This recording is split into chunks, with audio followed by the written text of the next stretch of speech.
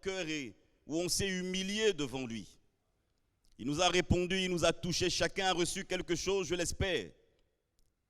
Et je disais, je ne sais pas quand, que si on n'a pas été bouleversé dans les fondements qui sont les nôtres, c'est que le temps de jeûne et prière n'a pas été fructueux pour nous.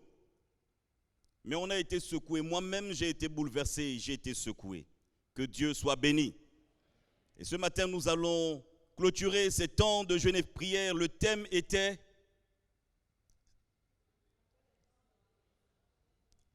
C'était quoi le thème?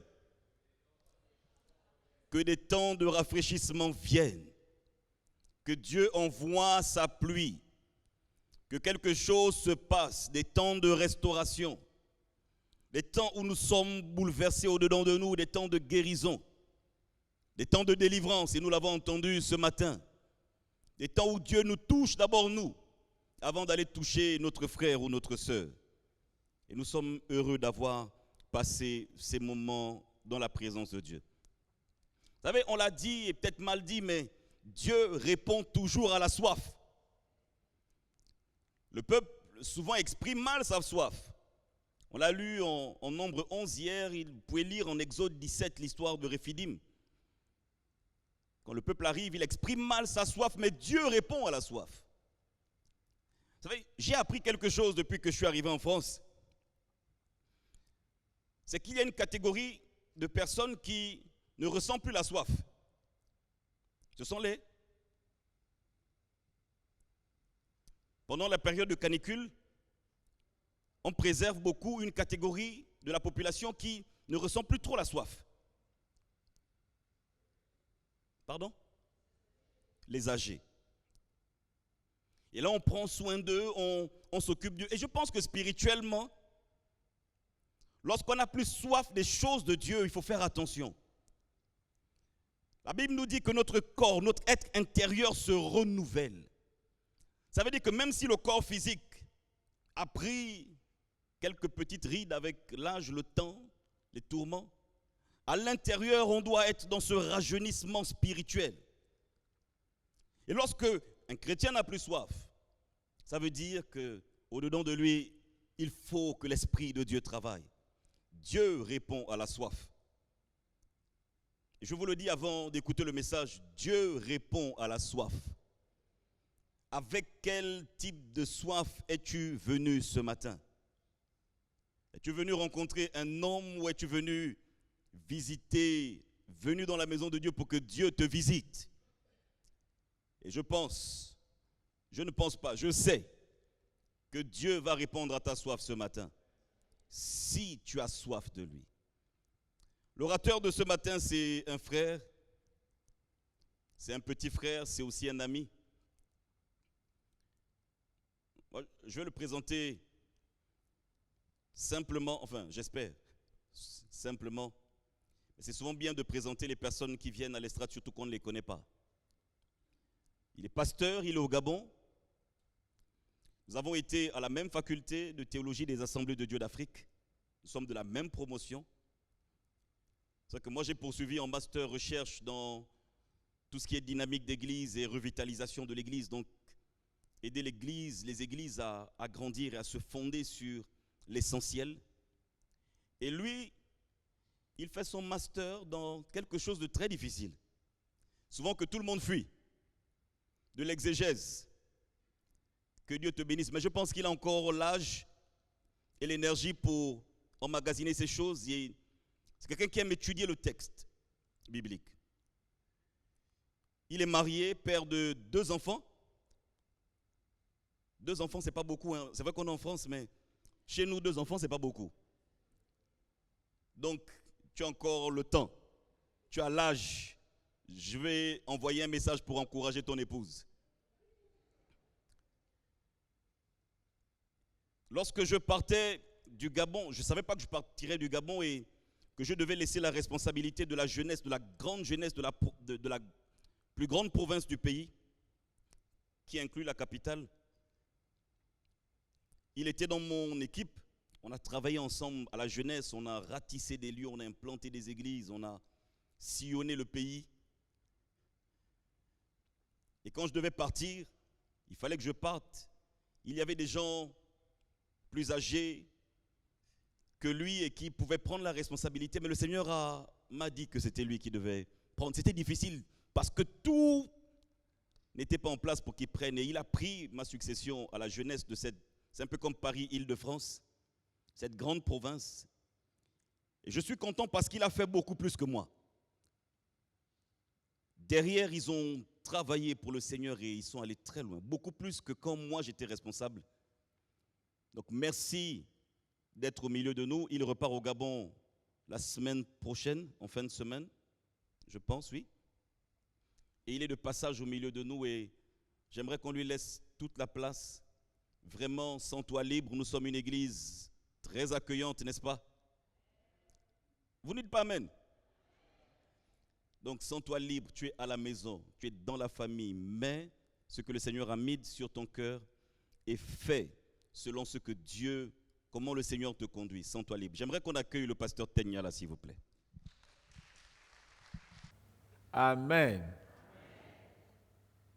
Nous sommes heureux de nous tenir là ce matin. Ce n'est que la grâce de Dieu. Ce n'est pas un mérite. Je voudrais donc rendre grâce au Seigneur, lui qui permet toutes choses, bonnes en son temps. Mais je voudrais également remercier le pasteur Jude, qui est un ami, un frère, un grand frère, un homme de Dieu.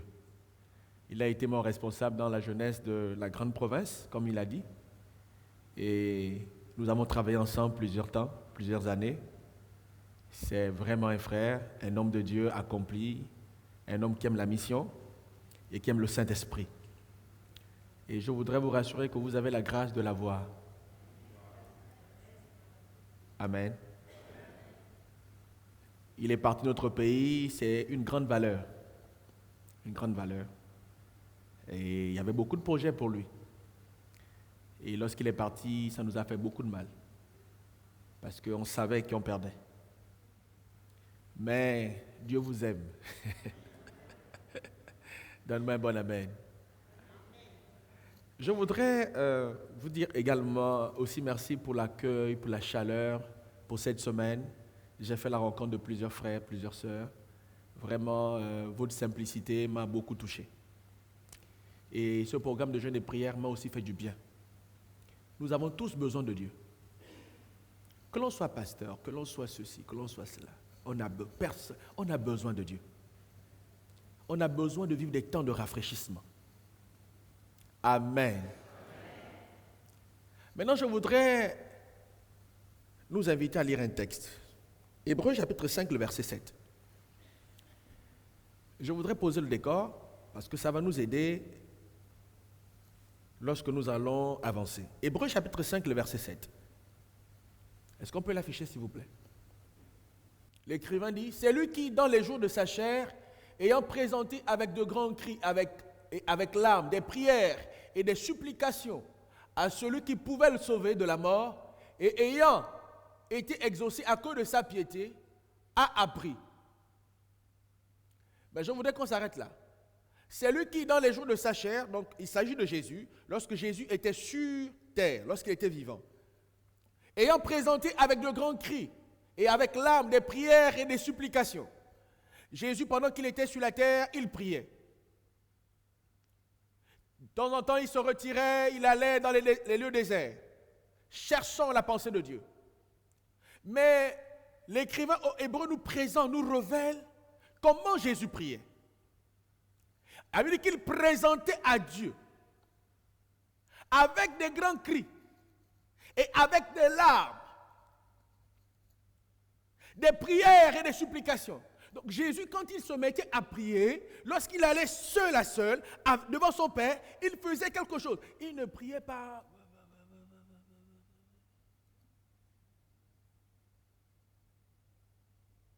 C'était avec des larmes, des supplications et même des cris. C'est-à-dire que dans sa prière, il arrivait qu'il crie parce qu'il avait besoin de quelque chose. Il arrivait qu'il pleure parce qu'il avait besoin de voir le monde sauvé. Ce matin, certainement, je vais te déranger. On ne prie pas dans le cœur. Le cœur est fait pour croire. Donne-moi un bon amen. Oh, donne-moi un bon amen. Désolé, je suis africain et j'aime la chaleur. Le pasteur l'a dit, souvent on est calme, c'est bien. Et de temps en temps aussi, on peut... Je vais déranger votre confort. Donne-moi un bon amen. Souvent je dis à l'église, au Gabon, que l'église que je gère, la maison de Corneille d'ailleurs qui vous salue, que si Dieu t'avait fait muet, tu serais le premier à le maudire. Mais pourquoi Dieu ne m'a pas donné la voix? Pourquoi Dieu ne m'a pas donné ceci? Mais Dieu t'a donné la voix même pour dire amen. Touche le voisin, dis que Dieu te bénisse ce matin.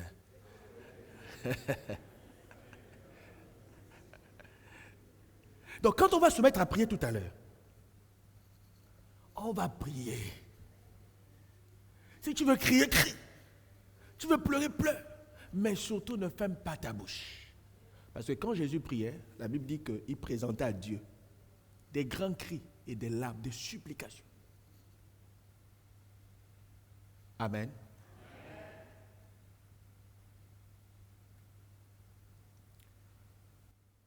Les temps de rafraîchissement. Le thème qui m'a été proposé pour ce matin, c'est quand les temps de rafraîchissement manquent. Je ne voudrais pas être long, mais je vous prie d'être attentifs. Parce qu'à la fin, nous allons prier. Quand les temps de rafraîchissement manquent,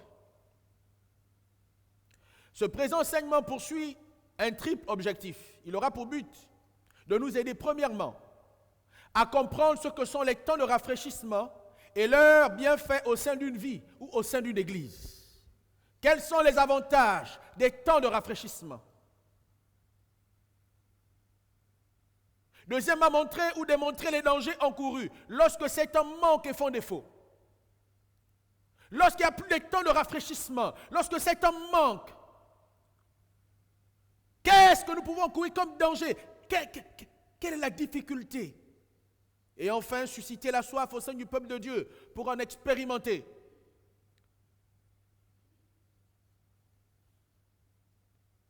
Dans Actes chapitre 3, les versets 19 à 20, où nous tirons le texte de base de ce programme. Pour le contexte, il s'agit de Pierre, de Jean et des autres. Ils allaient à l'église de l'époque, la synagogue. Et là, il y avait un boiteux qui était toujours là à la porte. Et nous savons ce qui va se passer, la puissance de Dieu va se manifester. Nous n'avons ni or ni argent à te donner, mais nous avons quelque chose. Nous avons été équipés. Et souvenez-vous qu'il y a quelque temps, la puissance de Dieu était descendue sur Pierre et sur les 120 environ qui étaient là. Le Saint-Esprit était descendu. Ils avaient reçu un équipement. Et Pierre, Jean et les autres étaient conscients qu'ils avaient reçu quelque chose.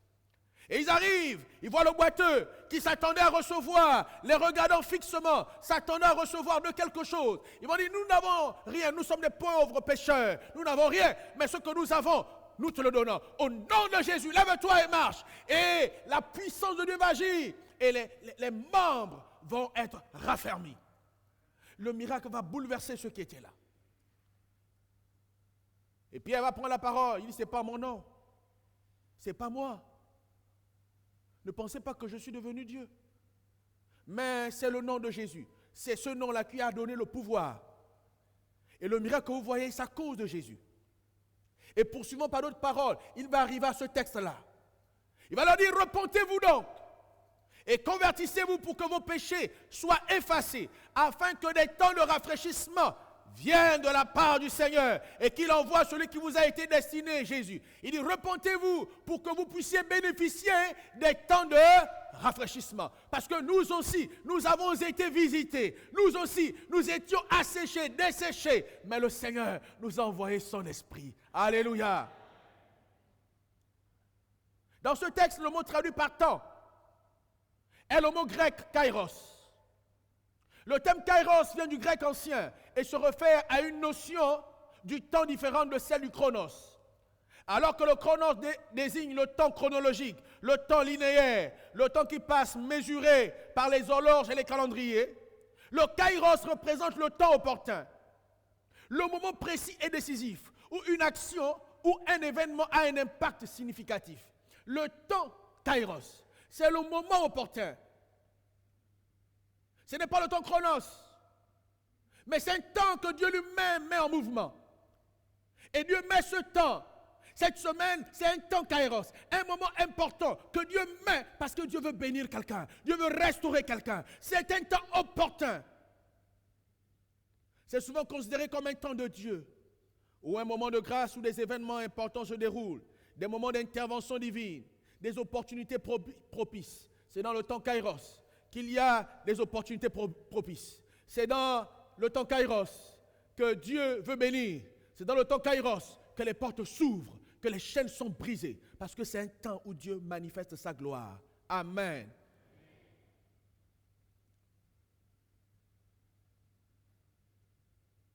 Dans un contexte philosophique et théologique, le kairos est ce moment de qualité, chargé de sens et de possibilités, où quelque chose d'extraordinaire peut se produire.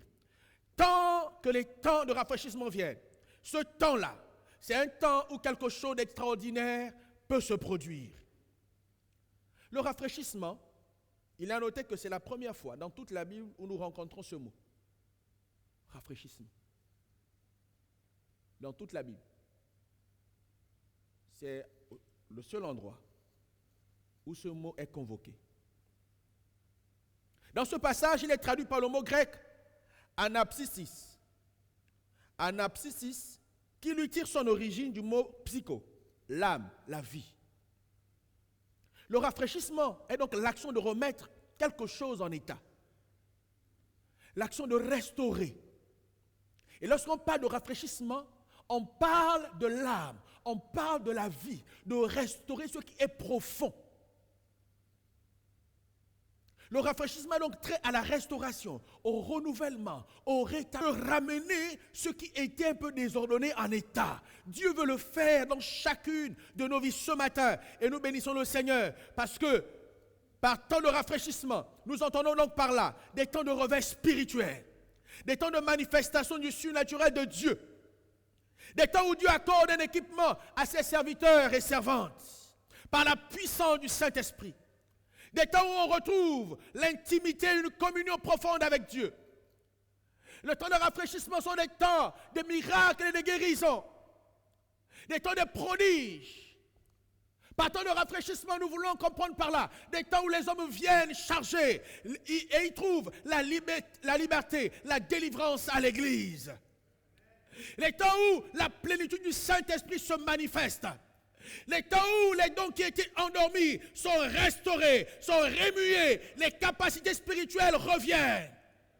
Par temps de rafraîchissement, nous parlons ici de la rosée du ciel. Nous voulons voir la main de Dieu, les baptêmes dans le Saint-Esprit.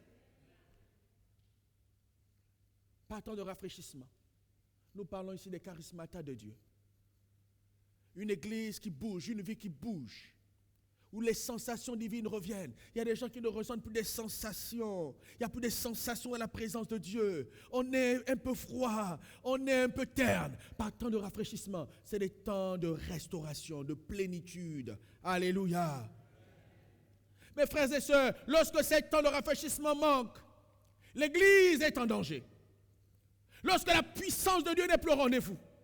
Lorsqu'il n'y a plus de baptême dans le Saint-Esprit.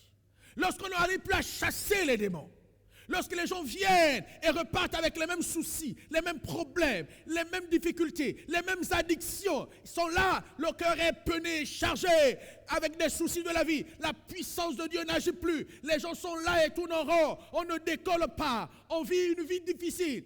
Alors on est en danger. La puissance de Dieu a été envoyée. Le Saint-Esprit a été envoyé pour que nous puissions vivre une vie spirituelle glorieuse. Amen. Quand c'est un manque, l'église est en danger. On peut tout faire beau. On peut être rationnel, bien arrangé, bien programmé, les heures de culte, tout. Mais s'il n'y a pas la puissance de l'Esprit, c'est fait. Quand les temps de rafraîchissement manquent, le sens des priorités fait défaut. Quand les temps de rafraîchissement manquent, le sens des priorités fait défaut. L'église est concentrée sur des choses futiles et passagères. Les vies deviennent des vies axées sur la distraction et non centrées sur l'essentiel. Quand on n'a plus les temps de rafraîchissement, quand c'est un manque, on est plus centré sur l'essentiel, sur la priorité. On est dans la distraction, frère, parce que ça manque. Et Matthieu, le chapitre 6, le verset 33, Jésus va leur dire, cherchez premièrement le royaume. Mes disciples, cherchez premièrement. Ne cherchez pas ce que vous allez manger, ce que vous allez boire, les costumes que vous porterez, la nouvelle maison, le nouveau véhicule. Ça, ce n'est pas prioritaire. Ce qui est prioritaire, c'est le royaume, c'est la justice de Dieu, c'est la présence de Dieu. Quand les temps manquent, on ne fixe plus le regard sur ce qui est essentiel. Quelle est ta priorité ce matin? Jean chapitre 4, le verset 34 à 35. Jésus leur dit, ma nourriture est de faire la volonté de celui qui m'a envoyé et d'accomplir son œuvre. Ne dites-vous pas qu'il y a encore 4 mois jusqu'à la moisson. Voici, je vous le dis, levez les yeux et regardez les champs qui déjà blanchissent pour la moisson. Il y a une priorité. Et les disciples n'étaient pas conscients de ça. Ils voulaient encore jouer aux billes, ils voulaient s'amuser. Non. Les temps de rafraîchissement nous donnent la capacité de nous centrer sur l'essentiel, sur les priorités de Dieu. Et quand c'est un manque, on oublie les priorités. On est dans la distraction, on est dans le jeu.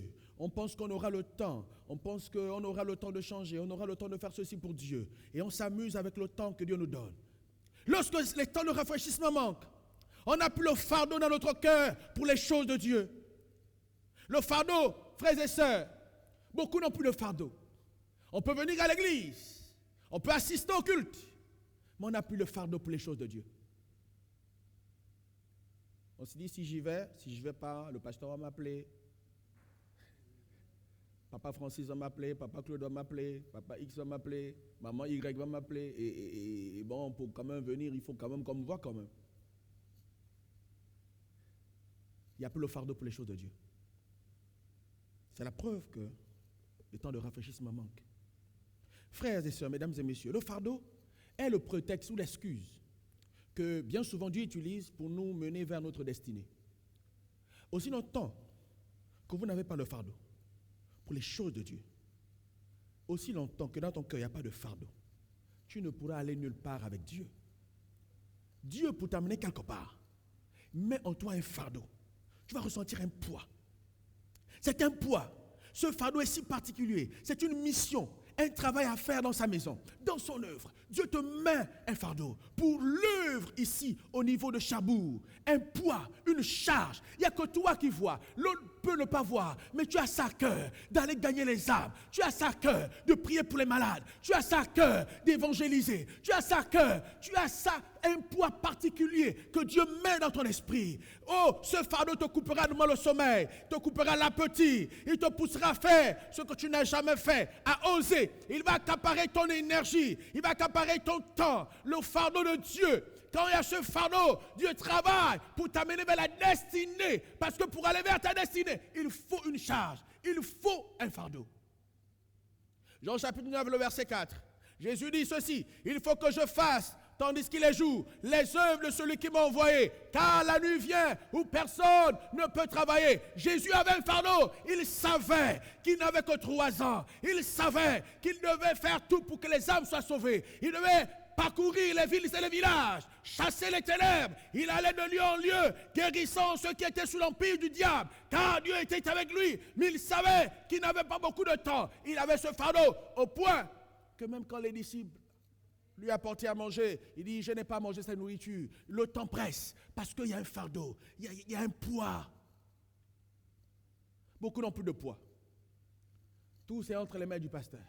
Le pasteur doit tout faire, les anciens doivent tout faire, la maman X doit tout faire, la balade doit tout faire, et toi, tu es là le dimanche, tu viens, beau costume, belle robe, et tu es là, alléluia, alléluia, alléluia. Et quand ça finit, tu es parti.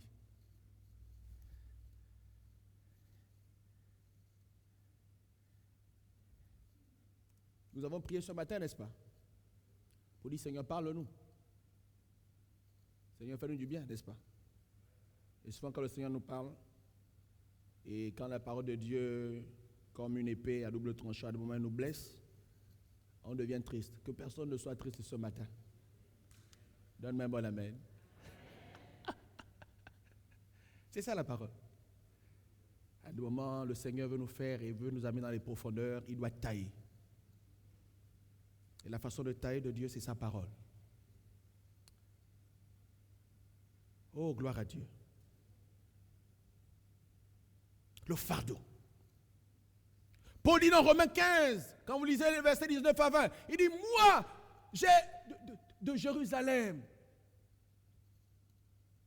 jusqu'en Illyrie, j'ai abondamment répandu l'évangile, au point que je suis allé planter l'église, je suis allé prêcher Christ. Là où son nom n'avait jamais été nommé. C'était le fardeau de Paul, de gagner les âmes. D'aller dans les endroits reculés où l'église n'était pas encore implantée, où le nom de Jésus n'avait même pas encore été nommé. Il dit, moi, c'était ça mon fardeau. Quel est ton fardeau? Lorsque les temps de rafraîchissement manquent, il n'y a plus le fardeau pour les choses de Dieu.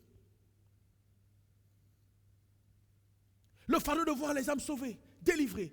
Le fardeau de voir les hommes libres des chaînes des puissants des ténèbres. De voir les miracles, les guérisons dans l'église. Le fardeau de voir l'église prospérer. De voir les frères et les sœurs épanouis. Il n'y a plus ce fardeau, il n'y a plus cela.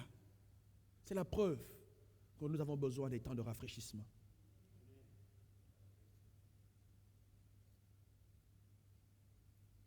Quand les temps de rafraîchissement manquent, la sécheresse s'installe et elle a pour conséquence l'absence de vision, de révélation. Autrement dit, on n'a plus de direction, d'objectif ni de boussole. Lorsque les temps de rafraîchissement manquent, on n'a plus de vision. La sécheresse s'installe. Il n'y a plus d'objectif. Il n'y a plus de révélation. Il n'y a plus de direction. Tout devient flou et confus en nous et autour de nous. Et malheureusement, on finit par faire ce que bon nous semble.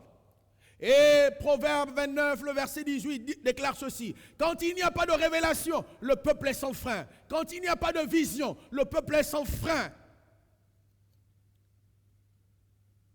Et dans l'action du Saint-Esprit, dans Actes chapitre 2, le verset 17, dans les derniers jours, dit Dieu, il dit, je répandrai de mon esprit sur toute chair. Vos fils et vos filles prophétiseront, vos jeunes gens auront des visions. Frères et sœurs, quand nous sommes dans un temps de sécheresse, quand les temps de rafraîchissement ne se manifestent plus, quand le Saint-Esprit n'agit plus dans une vie, dans une église, il n'y a plus de vision. Ici, la vision, ce n'est pas voir les choses la nuit. Ce n'est pas ça le mot vision. La vision, c'est la capacité d'avoir des objectifs clairs, des buts à atteindre, des buts nobles, poursuivis par Dieu. Ce n'est pas que tu dors et tu vois des grandes choses. Oh oui, je vois des visions, non. Parce qu'on a tellement mangé, on a tellement pensé à des choses, et puis bon, tu digères et tu vois maintenant beaucoup de choses dans le sommeil. Et l'une des actions du Saint-Esprit, c'est d'accorder les visions, des buts à atteindre pour Dieu. Cette année, il me faut lire la parole de Dieu. Cette année, je dois gagner 2 âmes. Cette année, il faut que lorsque je prie pour un malade, le malade soit guéri. Cette année, je ne dois manquer aucune réunion. Si l'année passée, j'étais négligent, je ne venais qu'une fois ou tous les 2 dimanches. Cette année, je prends l'engagement d'être tous les jours au culte. Ça, c'est un but, c'est une vision, c'est un objectif à atteindre. Et c'est noble, et ça glorifie Dieu. Donne-moi un bon amen. Cette année, je dois visiter les frères et sœurs.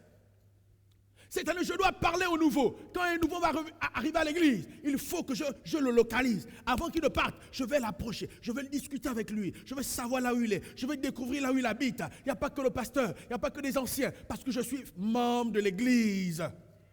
Quand il y a la sécheresse, quand il n'y a plus les temps de rafraîchissement, il n'y a plus de vision.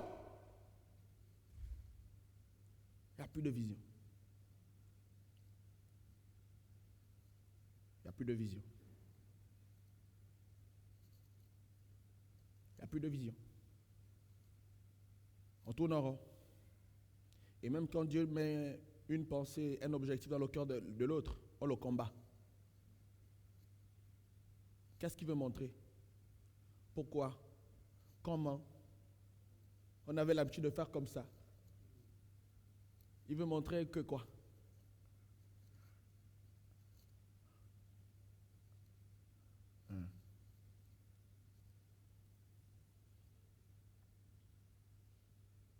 Quand les temps de rafraîchissement font défaut, la passion pour Dieu et ces choses disparaît de nos cœurs. On a l'impression d'avoir déjà tout fait avec Dieu et pour Dieu. C'est une fausse impression. Souvent, on pense qu'on a déjà tout fait pour Dieu et avec Dieu. Parce qu'on a fait 10 ans, 15 ans, 25 ans dans la foi, ceci. Et même si nous l'avons fait, quel est le bilan? Qu'avons-nous fait avec Dieu et pour Dieu? Il n'y a plus le feu sacré. Parce que la passion, c'est ce feu sacré qui nous pousse à prendre des risques pour Dieu. On devient très mesuré, prudent, rationnel, raisonneur. Quand il n'y a plus le temps de rafraîchissement, on devient très, très mesuré, prudent, rationnel et raisonneur. Je ne dis pas qu'on ne doit pas faire ici appel à notre intelligence, à notre raison. C'est pas ce que je dis. Qu'on doit débénir, oui, oui. C'est pas ce que je dis. Mais je dis l'excès aussi du raisonnement, c'est aussi la présence du fait que tu deviens froid. Parce que la foi, c'est une folie. Il y a des risques pour prendre, il faut être la puissance du Saint-Esprit. Donne-moi un bon amen. Votre pasteur, peut-être qu'il ne vous l'a pas dit, il est ingénieur, et pas n'importe quel ingénieur. Il a travaillé, et pas dans n'importe quelle entreprise, dans une entreprise pétrolière internationale, Shell, pour ceux qui connaissent, et son salaire n'était pas des moindres. Mais vous pensez qu'abandonner tout ça, tu entends Dieu qui te dit abandonne ça, les avantages, les billets d'avion et tout l'argent. Et chez nous, on est un pays producteur de pétrole, et donc les sociétés pétrolières et ceux qui travaillent dans le pétrole ont beaucoup d'argent. Et Dieu lui abandonne ça. Tu as la femme, tu as les enfants. S'il n'y a pas la puissance du Saint-Esprit, tu luttes avec Dieu, tu dis Seigneur, ça c'est une voie de l'ennemi. Au nom de Jésus, je chasse. Ça c'est Satan qui veut mon malheur.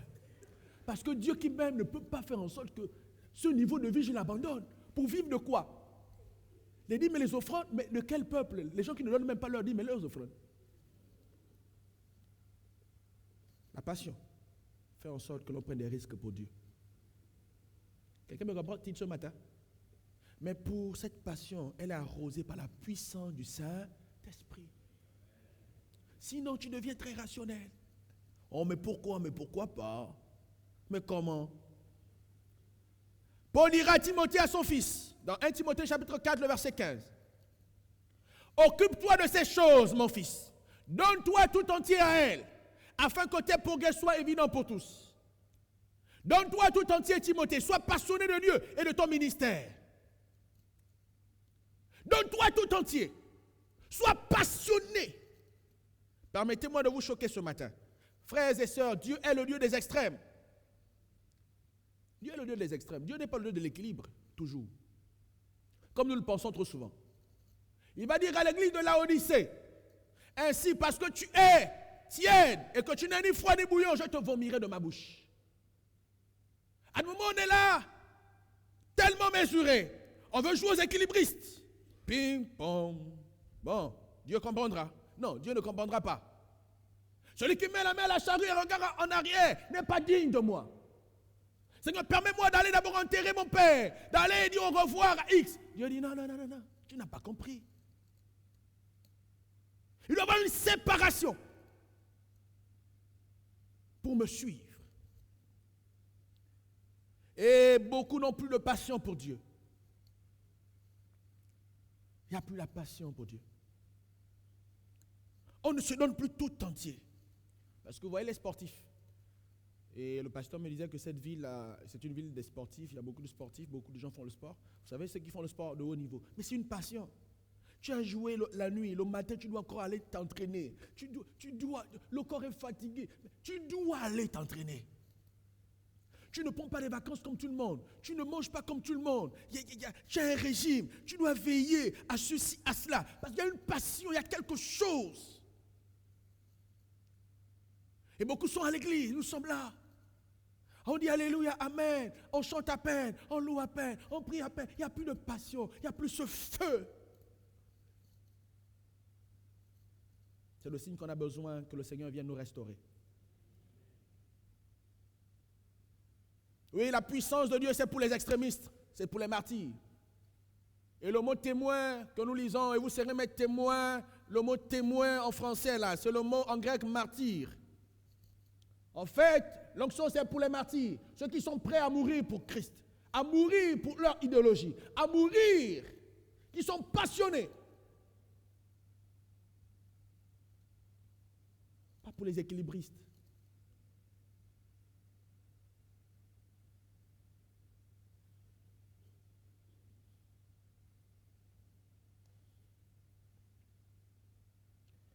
Quand les temps de rafraîchissement manquent, il y a plus de bénévoles, de sympathisants que de serviteurs et servantes engagés. Et j'aimais ça lors d'une prière, en soirée, le pasteur en a parlé.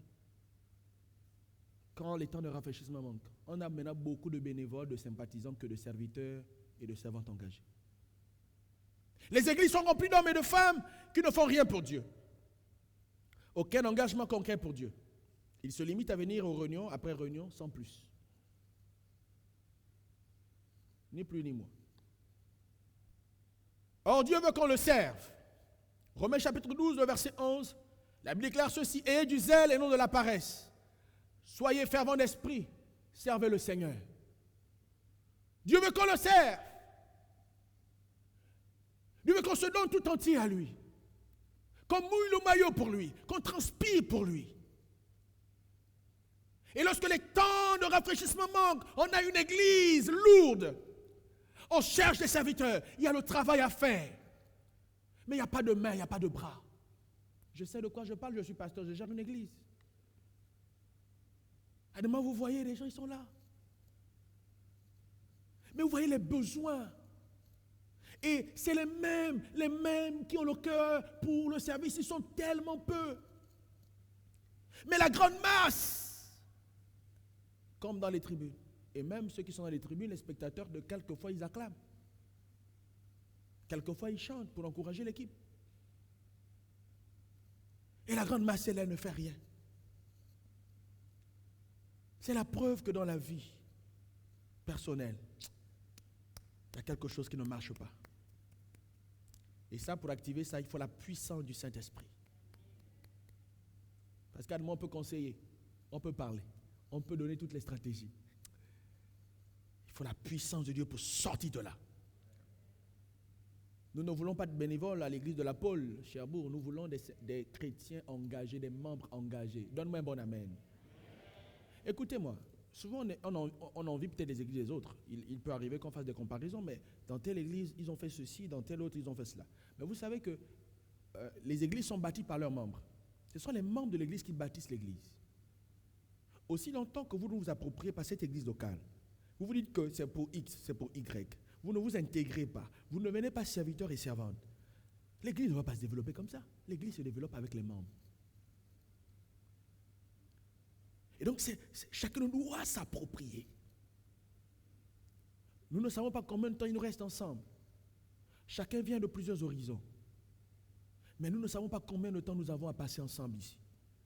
Et donc, nous devons capitaliser. Et mettez toujours ça dans votre esprit. Je ne sais pas combien de temps il me reste. Il faut capitaliser le temps que Dieu nous donne. Au sein de cette église, il nous a sauvés, il nous a amenés ici. Nous étions ailleurs, mais aujourd'hui nous sommes là. Nous travaillons ailleurs. Dieu a permis que nous soyons certainement affectés ici. Dieu sait toutes choses, mais pendant que nous y sommes, nous devons travailler, nous engager pour que cette église se développe, pour que cette église aille loin, pour que les âmes soient sauvées, pour que l'église impacte la cité. Donne-moi un bon amen.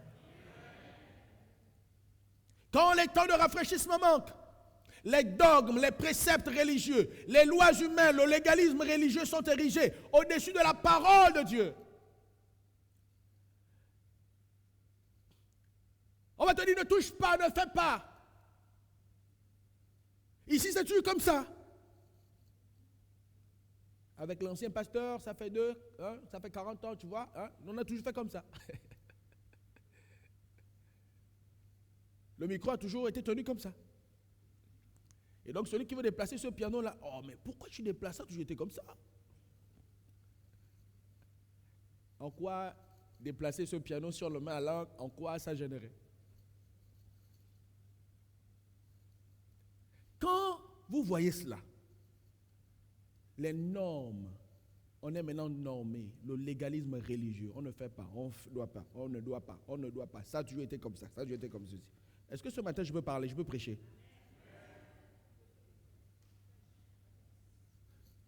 ça prouve qu'on a besoin d'un temps de rafraîchissement.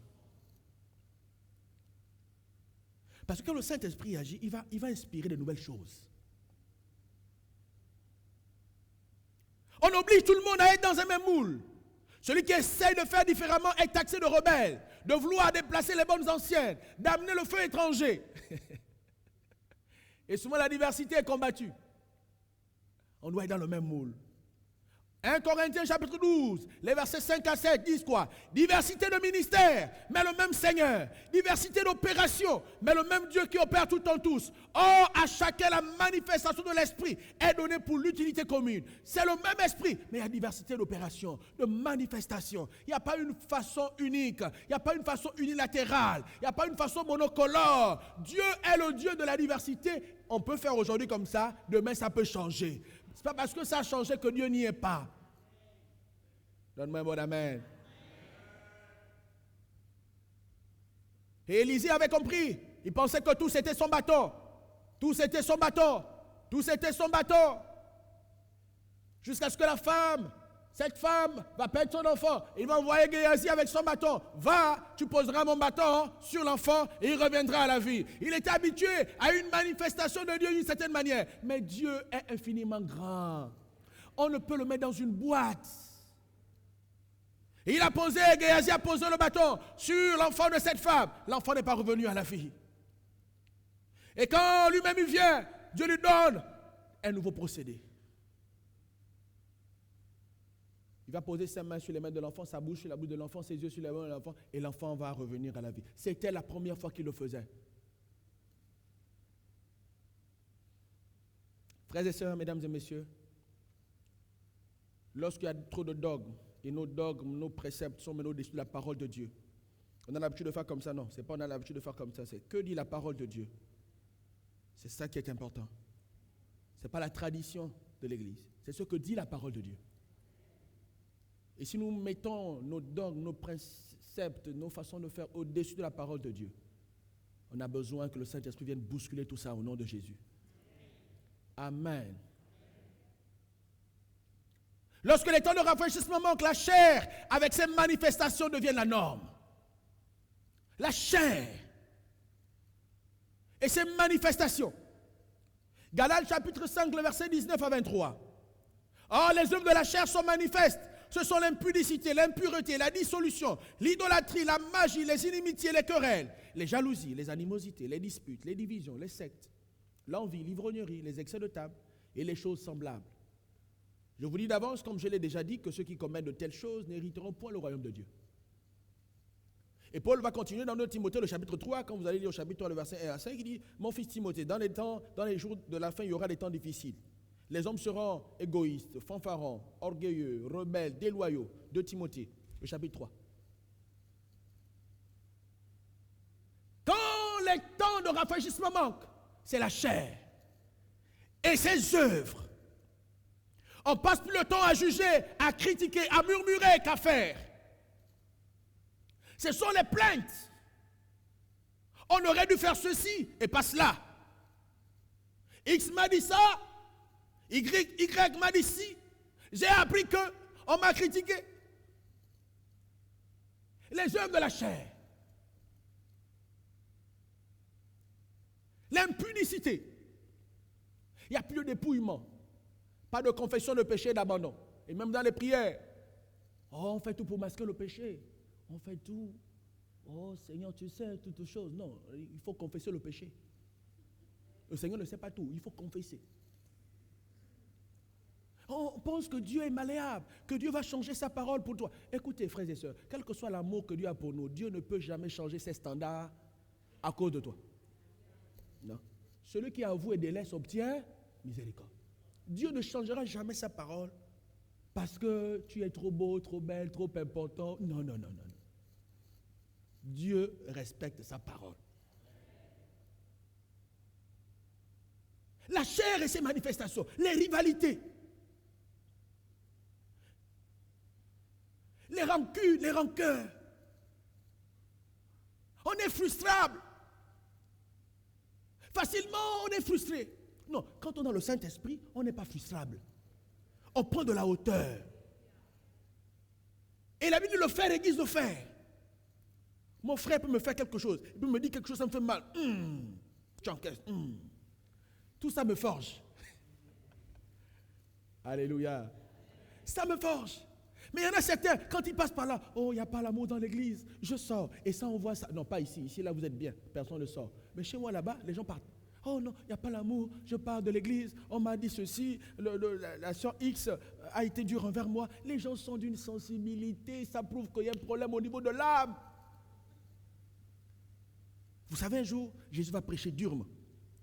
Et certains disciples vont partir. Jésus n'était pas toujours tendre.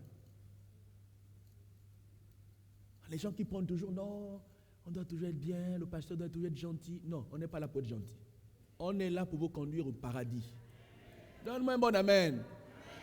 Le pasteur n'a pas pour vocation à être gentil. Le travail du pasteur, c'est de vous préparer à rencontrer le Seigneur. Et donc, dans ce travail-là, de temps en temps, on peut être gentil, de temps en temps, on peut être dur. Ça ne veut pas dire qu'on ne vous aime pas. Même vous, à la maison, vous avez vos enfants. Est-ce qu'il n'arrive pas à un moment de lever la main ou de gronder ou de punir? Est-ce que ça veut dire que vous détestez votre enfant? Parce que je dis aujourd'hui, bon, tu ne vas pas prendre le café le soir. Bon, je ne sais pas vous ici, hein, nous en Afrique, on tape bien les enfants. Hein. Nous, on ne s'amuse pas. Un enfant reste un enfant. On a une éducation. Mais je ne sais pas vous ici, hein. Bon, vous ici, je ne sais pas. Ah non, nous, en Afrique, on ne s'amuse pas. Et on a une bonne éducation. La Bible dit que la correction, la verge de la correction ne doit pas s'éloigner de l'enfant. Hein? S'il est trop turbulent, alors là, on règle un peu. Avec amour, et puis bon, ça va aller de l'avant. Donne-moi un bon amen. Ah, ouais. Donc, de temps en temps, si les enfants vous fatiguent un peu, venez faire un petit stage au Gabon. Amenez-les un petit stage. Hein? Petit stage là, et puis bon, quand ils reviendront, ils seront au niveau.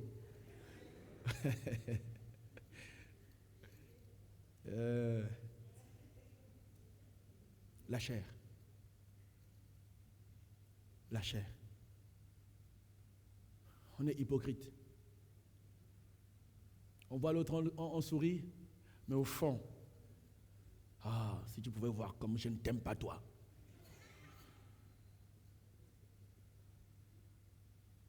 Et Dieu regarde. Personne ne voit, le pasteur ne sait pas, mais il y a l'Esprit de Dieu qui sait tout. Et quand tu vas te mettre à prier, Seigneur, bénis-moi, Seigneur, envoie. Dieu ne peut rien envoyer dans un cœur comme ça.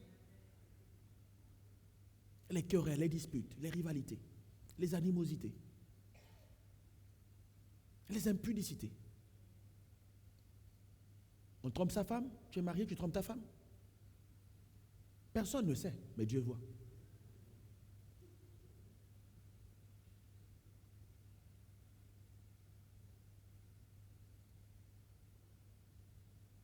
Et ça prouve que on a besoin du rafraîchissement du Seigneur. Quand votre cœur est sujet facilement, vous êtes sujet à des blessures, ça, demandez au Saint-Esprit de venir. Parce que le Saint-Esprit nous rend notre esprit fort, notre mentalité forte. On banalise. Mais il y a des gens qui ne banalisent jamais rien, pasteur. Un petit truc, ils prennent tout à cœur. On m'a dit si, la soeur m'a dit, le frère m'a dit, on m'a regardé comme ça. Mais on t'a regardé comment? Et ça attriste le Saint-Esprit.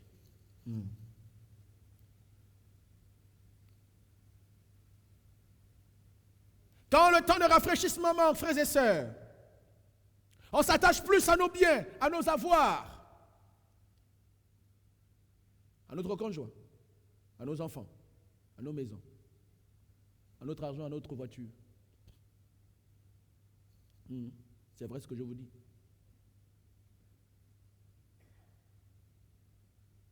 On finit par oublier que si Dieu nous a donné tout cela, nous a donné une position, nous a donné de l'argent, nous a donné la capacité d'avoir des biens, c'est pour le servir avec. Ce n'est pas pour s'enorgueillir. Jésus dira ceci dans Matthieu chapitre 10 au verset 37. Celui qui aime son père ou sa mère plus que moi n'est pas digne de moi. Et celui qui aime son fils ou sa fille plus que moi n'est pas digne de moi. Et il arrive à un moment que nous aimons plus notre conjoint, notre famille plus que Dieu, plus que l'œuvre de Dieu. Dieu, c'est après. Mes enfants d'abord, ma femme d'abord, ma famille d'abord. Il y a quelque chose à faire à l'église. Non, j'ai un programme. Avec ma famille, on doit aller en week-end. Hier, par exemple, on devait arranger pour la braderie. Bon, votre pasteur, il est bien. Il est gentil. Il dit, ceux qui veulent rester, restent. Hein. Ceux qui sont occupés, ils peuvent partir. Hein. Eux, là-bas, tout le monde reste.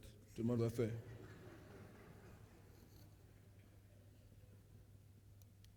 Parce qu'à la fin, c'est une œuvre commune, c'est pas ça. Qui est censé rester tout le temps? Et toi, tu es toujours parti.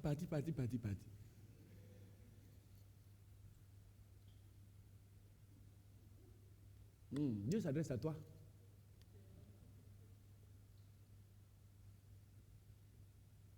Constamment qu'on s'attache plus à nos biens. Il y a un homme riche dans Luc chapitre 12, des versets 18 à 20. Cet homme riche avait semé. Et cette année, il avait eu beaucoup. Et voici ce que cet homme dit. Voici, dit-il, ce que je ferai. J'abattrai mes greniers, j'en bâtirai de plus grandes. J'y amasserai toute ma récolte et tous mes biens. Et je dirai à mon âme, tu as beaucoup de biens en réserve pour plusieurs années. Repose-toi, mange, bois et réjouis-toi. Mais Dieu lui dit, insensé, cette nuit même ton âme te sera redemandée. Est-ce que tu as préparé? Pour qui cela sera-t-il? Voilà un homme riche. Il n'a pas pensé un seul instant que si j'ai eu la force de semer et la grâce que cela rapporte, c'est parce que Dieu a été là. Dieu a envoyé le soleil, Dieu a envoyé la pluie. Dieu a fait en sorte que ça pousse, que ça germe, et que j'ai. Et si Dieu me donne tout cela, c'est pour le servir. Il a commencé à s'enorgueillir. Tu as beaucoup de biens, mon âme. Alors tu peux manger, boire, tu peux frimer, tu peux jouer aux hommes importants. Et Dieu lui dit la même nuit, insensé, aujourd'hui même, tu vas mourir. Et on va voir tout ce que tu as mis à part dans ton compte bancaire, tout ce que tu as mis à part, si tu vas manger. 1 Corinthiens chapitre 4, le verset 7, Paul dit, car qu'est-ce qui te distingue? Qu'as-tu que tu n'aies reçu? Et si tu l'as reçu, pourquoi te glorifies-tu comme si tu ne l'avais pas reçu? Mesdames et messieurs, notre argent, nos biens, c'est pour servir Dieu avec. Donnez-moi un bon amen.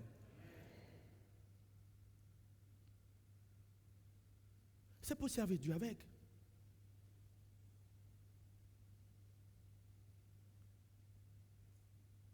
Pour servir Dieu avec tes biens. Il y a des gens, quand on finissait les programmes à Libreville, ils ont la voiture et les frères habitent très loin. Il démarre sa voiture. Il ne prend personne avec. Il y a au moins 4 places. Il préfère aller seul dans sa voiture que d'embarquer un frère, une sœur, l'avancer quelque part.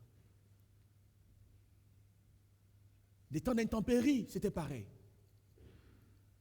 Il y a quelques-uns que j'avais remarqué. Parce que je crois qu'il y a quelques semaines, vous avez reçu ici mon père, le pasteur Yves Manfumbi. Il passe ici. Je suis pasteur assistant à ses côtés, mais affecté à une annexe.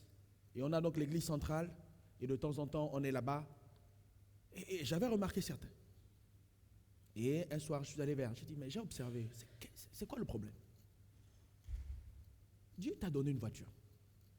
Ou lorsqu'il y a des mariages, il y a des frères et des sœurs qui ont des beaux véhicules. Et les jeunes qui veulent se marier, à des moments, veulent louer des véhicules, et ça coûte cher. J'ai dit, est-ce que tu peux mettre ton véhicule pour transporter les pages, les mages? Oh, c'est trop compliqué. Parce qu'on pense que tout c'est pour nous. Tout c'est pour nous. Concentré sur nous. Mes enfants, ma femme, je dois bâtir, je dois voyager. Tout est pour nous, centré sur nous. Et à peine on s'occupe de Dieu et de son œuvre. À peine. Et même quand on donne à Dieu, on murmure. Quand vous arrivez à ce niveau, vous avez besoin que le Saint-Esprit vienne dans votre vie. Quand vous arrivez au niveau où vous devez discuter avec Dieu, quand Dieu vous dit donne, sème, et vous devenez inquiet, vous devenez anxieux, vous devenez triste, parce que Dieu vous dit donne pour moi. Et vous entendez la voix de Dieu qui vous dit donne ceci, cède pour moi. Va donner à tel frère, va donner à telle sœur. Il y a des gens qui reçoivent. Va, apporte ceci à X de façon précise. Tu te débats. Mais pourquoi? C'est pour moi. Je ne peux pas m'en séparer. Non, tu as besoin que la puissance de Dieu vienne dans ta vie. Oui, il y aura de moins en moins des amens aujourd'hui, je le sais.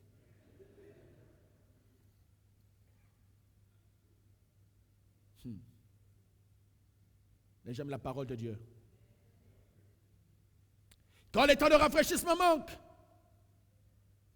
nous aimons le monde et nous sommes attirés par lui. La Bible déclare que nous sommes dans le monde, mais nous ne sommes pas du monde. Ce monde est caractérisé par son système de pensée, par ses valeurs, ses normes antibibliques. Et Dieu nous interdit formellement de s'y conformer. Ne vous conformez pas au siècle présent. 1 Jean chapitre 2, le verset 15 à 16. N'aimez point le monde, ni les choses qui sont dans le monde. Si quelqu'un aime le monde, l'amour du Père n'est point en lui. Car tout ce qui est dans le monde, la convoitise de la chair, la convoitise des yeux et l'orgueil de la vie ne vient point du Père, mais vient du monde. Quand les temps de rafraîchissement manquent, le monde nous envahit. On aime le monde et ses choses. Nous sommes portés à faire comme, à nous habiller comme, à parler comme, à nous conformer. On oublie qu'on appartient à Jésus, que Jésus nous a transportés dans son admirable lumière et dans son royaume. Nous sommes filles du royaume et les valeurs de ce royaume ne cadrent pas avec les valeurs du monde. On ne peut pas raisonner comme les gens du monde. Malheureusement, beaucoup sont à l'église, mais lorsque vous discutez avec eux, ils ont le raisonnement, les pensées du monde. L'intelligence n'est pas transformée. On aime encore la musique du monde. Aussi, non, mais non, Dieu comprendra, c'est normal. Non, c'est pas normal. C'est la source. C'est quelle source? Nous avons nos cantiques, nous avons nos louanges. Nous chantons et la gloire de Dieu descend. Tout à l'heure, nous avons bien chanté et j'ai aimé tous les chants, le répertoire des chants. C'est extraordinaire. La présence de Dieu était là. Et quand tu chantes les chants là, c'est quelle présence?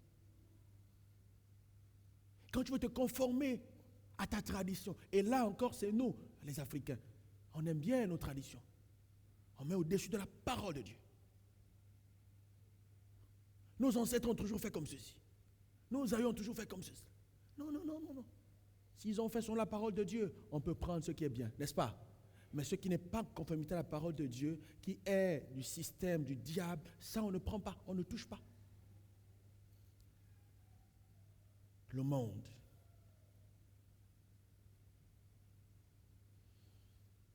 Enfin, quand les temps de rafraîchissement manquent, on ne prend plus plaisir à la prière et au jeûne. Lorsqu'un chrétien ou une église trouve que la prière devient un fardeau, un poids, et commence à trouver des justificatifs pour ne pas prier et jeûner, c'est le signe qu'on est dans la vallée. Et je parie que quand le pasteur a dit cette semaine jeûne et prière, il y a certains qui ont dit, mon pasteur, là, nous t'aimons beaucoup, mais ça, c'est pas possible. Je vais peut-être prier à 6 heures, mais jeûner, c'est pas évident. Hein? Pasteur, nous t'aimons beaucoup, on va seulement se voir dimanche. Parce que ça, le matin, soir, j'ai jamais fait ça. Ça, c'est pas possible. Frère. Et dans plusieurs églises, malheureusement, la réunion de prière est la plus négligée, méprisée. Quand c'est la réunion de prière, c'est 2 pellets, 3 tondus. Quand il y a des programmes de prière et de jeûne, peu de gens jeûnent et prient. Quand la prière personnelle devient un défi, tu n'as plus le goût de prier chez toi, de jeûner personnellement, de chercher Dieu, de chercher ce qui te touche, qui t'impacte. C'est le signe que tu as besoin de la restauration. Vous savez, dans Matthieu chapitre 26, le verset 40 à 41, nous sommes à la fin de la vie de Jésus. Jésus s'apprête à être trahi et Bientôt, on viendra le saisir. Il est au jardin de Gethsémani où il laisse ses disciples, il s'éloigne d'un jet de pierre parce qu'il veut aller prier seul à seul. Et à son retour, il vint vers les disciples qu'il trouva endormis. Jésus s'est juste éloigné pour prier. Mais c'est une nuit difficile cette nuit. C'est une nuit essentielle pour l'humanité. Et pendant que Jésus priait, les anges vont descendre pour le fortifier. Et c'est là où sa sueur devait comme des grumeaux de sang. Parce que quelque chose se passait. Et Jésus avait besoin du soutien des siens, de ceux qui avaient marché avec lui. Quand il a fini de prier seul, quand il arrive, il trouve les disciples endormis. Oh, comment vous pouvez dormir à cette heure? Il parle au leader, Pierre. Pierre, vous n'avez donc pas pu veiller 1 heure avec moi. Jésus parle d'1 heure. Ça veut dire que il y a quand même un minimum de temps. Il y en a qui prient, non, l'important c'est de prier, même si on prie 2 minutes, Dieu nous écoute. Je dis oui, Dieu t'écoute. Mais je te dis aussi non. Parce que dans le travail, pour que votre journée soit pointée, c'est combien d'heures de travail? Conventionnellement dans le Bureau international du travail, c'est 8 heures de travail ou 7 heures? C'est réglementé. Une journée de travail, c'est temps. Une journée d'études, c'est temps. Jésus dit 1 heure. Le minimum requis, 1 heure. Vous n'avez donc pas pu veiller 1 heure. Jésus n'a pas dit, mais vous n'avez pas prié avec moi. Jésus pouvait le dire. Mais le texte, il est précis. Et nous sommes ici dans un texte narratif. Donc c'est un texte narratif, c'est un récit. Et c'est important de s'arrêter sur les mots. Jésus dit, vous n'avez donc pas pu veiller 1 heure. Donc le minimum requis, 1 heure, au moins. Pour que tu commences à dire, j'ai prié aujourd'hui, il faut un minimum au moins d'1 heure. Si tu pries 15 minutes, 10 minutes, 5 minutes, non. Dans le jeûne, l'église primitive jeûnait 2 fois par semaine, le mardi et le jeudi. Oui.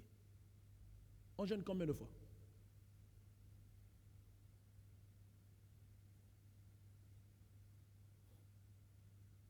Frères et sœurs, Jésus a fait le reproche à ceux qui étaient là. Il dit, veuillez donc prier pour ne pas tomber dans la tentation. Et Pierre, à son tour, plus qu'il a vécu les expériences avec Dieu, il a appris à prier, Pierre. Il a appris à chercher Dieu.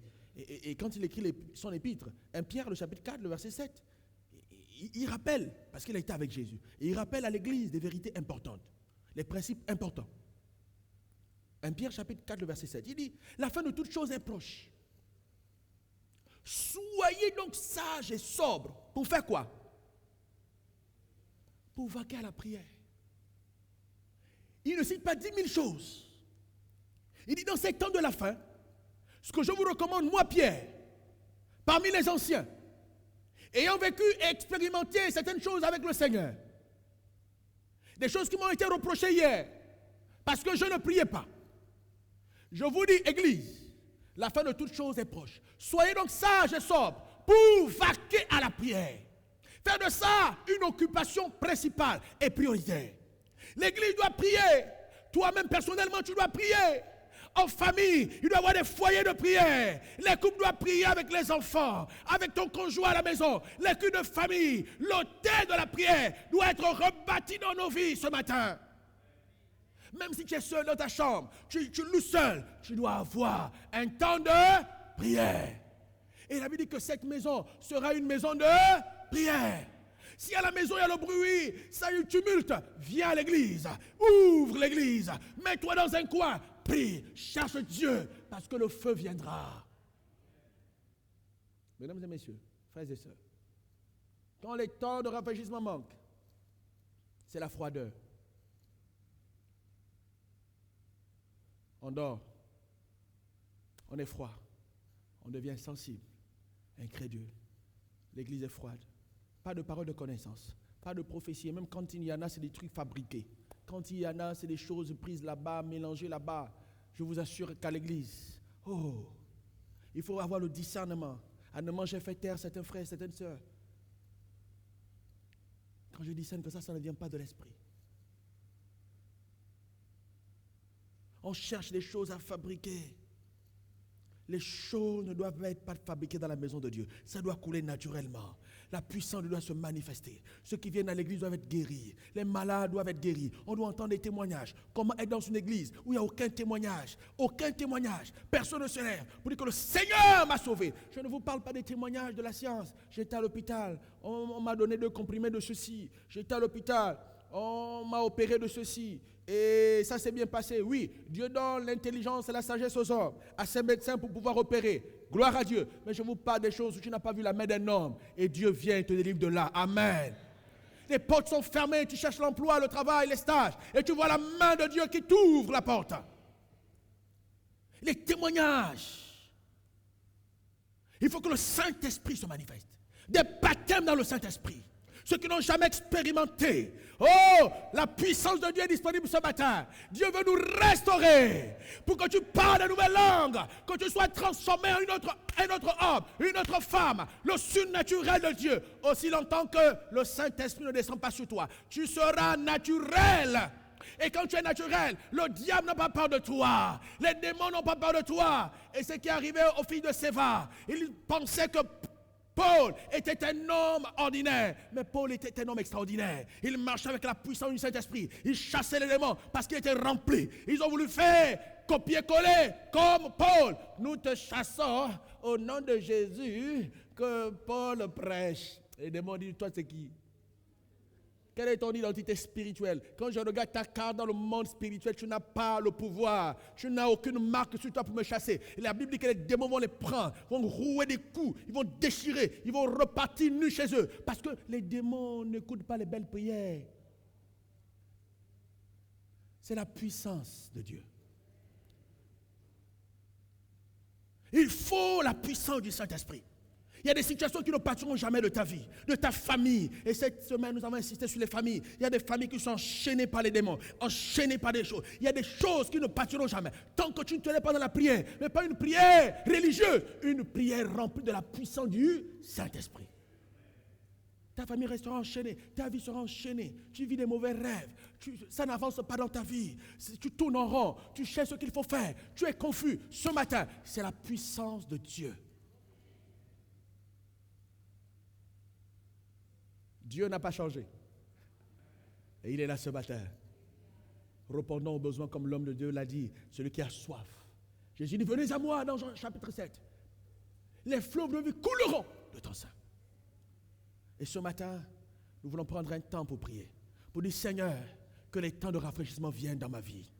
Il n'y a pas 10 000 sujets. Et je vous ai dit tout à l'heure que quand nous prions, vous pensez à Hébreux chapitre 5, le verset 7. Je ne veux pas que nous puissions murmurer. Je veux que chacun de nous élève la voix. Il faut que le voisin écoute. Il faut que ton voisin, là, il écoute ta prière. Le cœur en croit. Celui qui confesse de la bouche et qui croit dans le cœur. On croit. Le cœur, ce n'est pas fait pour prier. Il y a des gens qui disent non, je veux prier dans le cœur. Je veux prier dans le cœur. Et puis, Dieu m'a écouté dans le cœur. Quel cœur? Le cœur, là, c'est le réservoir de la foi. C'est de l'abondance du cœur que quoi? Bouge pas. Et Paul dit, j'ai parlé, c'est parce que j'ai cru. J'ai cru, alors j'ai parlé. Quand on croit, on doit être capable de parler, de prier. Pas de murmurer, de prier. Seigneur, je veux te voir ce matin. Une prière ferme, engagée, pas de distraction. Parce que Dieu ce matin veut nous toucher par son esprit. Et je le crois. Et nous allons prier. Est-ce que les chantres, les musiciens, est-ce que s'il vous plaît, vous pouvez venir?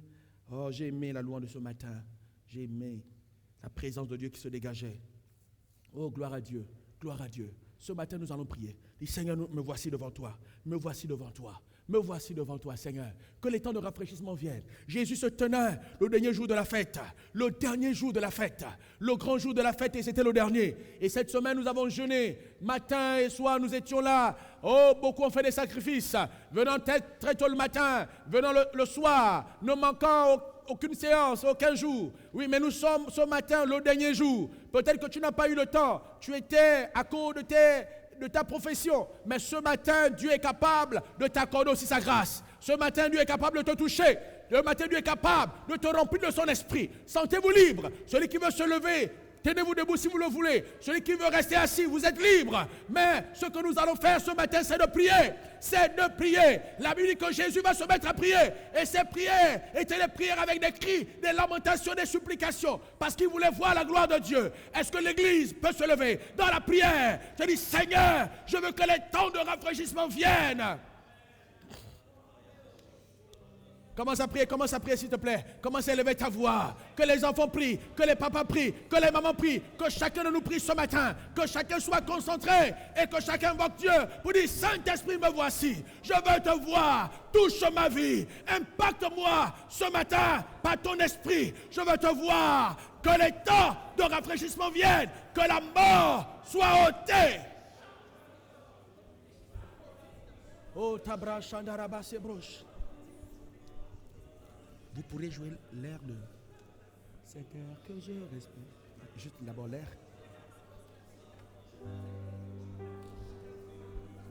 Nous sommes nombreux ce matin. Élève ta voix s'il te plaît. Prie fort, prie fort, prie fort. Que chacun de nous soit concentré.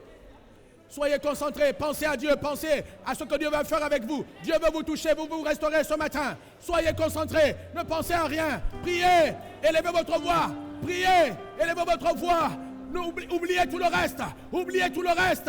Quel que soit le souci, soyez concentrés, priez. Dites, Seigneur, me voici. Que le Saint-Esprit descende dans ma vie ce matin. Oh, pro sakatabasinda brash. Seigneur, me voici. Que les temps de rafraîchissement viennent. Que la vie vienne. Que la vie vienne. Que là où il y a la mort soit ôtée. Au nom de Jésus. Seigneur, oh Dieu, que la vie coule. Que la vie coule. Que la vie coule. Que la vie coule. Que la vie coule. Nous sommes en prière. C'est un moment important, la prière. C'est un moment où Dieu opère. Dans la prière. Dans la prière. Dans la prière.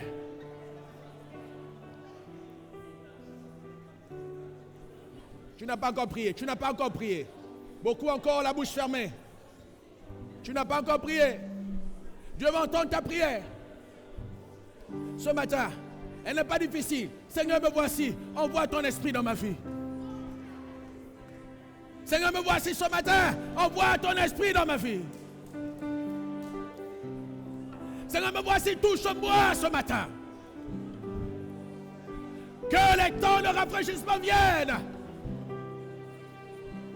Oh, Rabba Sabraché Nereus. Dieu des cieux, nous sommes devant toi. Tu envoies ton esprit. La mort s'en va. La mort s'en va. La mort s'en va. La mort s'en va. La mort s'en va. Les chaînes sont brisées. Dans le nom de Jésus. Les cœurs sont libérés. Dans le nom de Jésus. Oh, Rabba Sabraché Nereus. Nous demandons la rosée du ciel. La rosée du ciel. La rosée du ciel. La rosée du ciel. Oh, Parao, Sabra, Chandara, Baseraos. Nous sommes en prière, nous sommes en prière, nous sommes en prière, nous sommes en prière. Ainsi, dans la prière, ouvre ton cœur à Dieu ce matin. Oh, Parao, Simbareo, Sepo, Karabas. Seraos, Simbaraos, Sikaraos. Oh, Saint-Esprit de Dieu, nous soupirons après toi ce matin. Nous voulons une seule chose, ta présence dans nos vies. Une seule chose. Une seule chose. La puissance du Saint-Esprit. Ce matin, une seule chose. Que le Saint-Esprit nous embrasse. Dieu des cieux, que ce qui est mort reprenne vie. Que ce qui est mort soit restauré. Que ce qui est mort soit restauré. Oh, Raos, approche de Raos. Dieu des cieux. Dieu des cieux. Nous voulons te voir. Nous voulons te voir. Nous voulons te voir. Nous voulons te voir. Nous voulons te voir. Oh, Raos, approche. Recatarabassera osa. Prions. Ainsi dans la prière. Ne ferme pas ta bouche. Dieu travaille quand tu pries. Dieu travaille avec nos prières. Oh, Tarabasera osa, Kairaosa. Ribo Sandarabase. Pori Kandarabase. Élève la voix, élève la voix. Oh, Rekadabas. Ce matin, c'est un moment particulier du toucher de Dieu. Oh! Oh! Oh! Le ciel est ouvert! Le ciel est ouvert! Dieu veut te remplir ce matin. Dieu veut changer la sécheresse. Dieu veut chasser la mort. Dieu veut ôter ce qui n'est pas de lui. Oh, Pandaraba Sepos.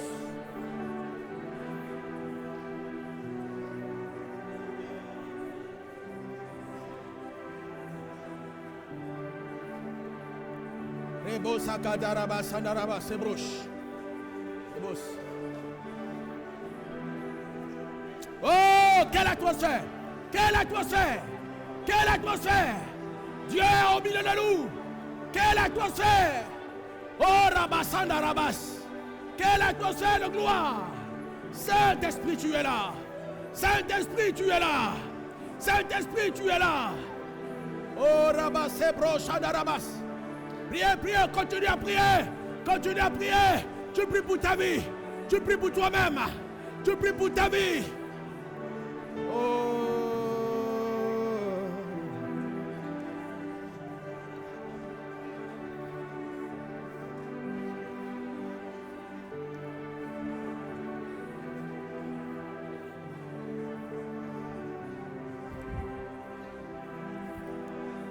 Je vais lancer l'appel. Et on va venir, on va prier. Les choses.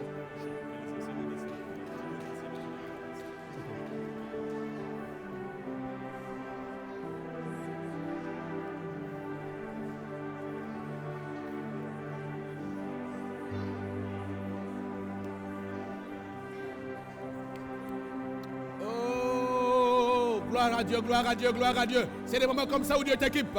C'est dans les moments comme ça où Dieu t'équipe. Où le manteau est relâché dans ta vie. C'est dans une telle atmosphère que tes chaînes sont brisées. C'est dans une telle atmosphère que les malades sont guéris. Dans une telle atmosphère que les portes s'ouvrent. Oh, Rebo Sabrare Kayabas. Oh! Oh, Saint-Esprit de Dieu. Saint-Esprit de Dieu. Oh, Pandaraba Serao Sepo. Rebo Sekatarabase. C'est dans une telle atmosphère que ton cœur est vidé et Dieu veut te remplir de sa présence.